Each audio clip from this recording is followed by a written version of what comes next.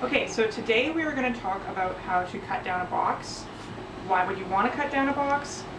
Most carriers charge by dimensional weight, so basically you're paying for the square inches. When it's under about usually around 175 pounds, you're paying for the size of the box, not the weight, so that needs to be your primary concern. So as you can see, I have packed my box so that the top is fairly level. If the contents were packed so that the top of the contents was at an angle, there'd be a bunch of unfilled space there. I also want to pack it as snugly as possible so that the contents don't shift around too much in transit. So I'm just going to take a straight edge and my yardstick, and I'm going to measure the highest point of the contents of the box. So that's about 21 inches. If you don't have a yardstick, you can just eyeball this, but I definitely prefer to use a yardstick. Now I am going to rule a line 21 inches up the box, all the way around the box. So now that I've ruled my line all the way around my box, I am going to cut down the sides of the box, starting at the top of the corners, down to the line that I've ruled.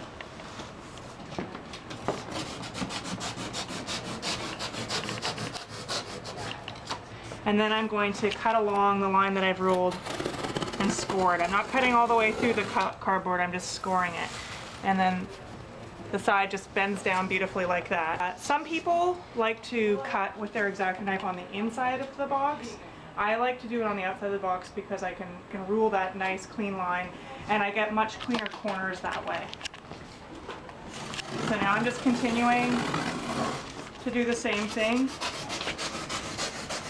all the way around. You can cut off the excess cardboard if you like, but it's not super necessary because, like I said, you don't have to worry too much about any extra weight.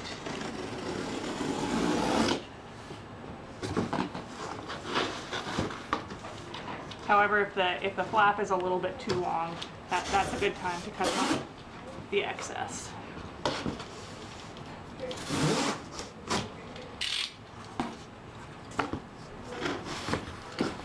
So we're almost done. All we need to do is tape up our box. I like to run some tape along the corners here to reinforce them and make them a teeny bit more watertight.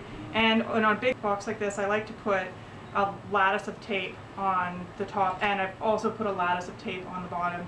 Usually I put 3 pieces facing this way and 3 pieces facing this way. Okay, and now we're done.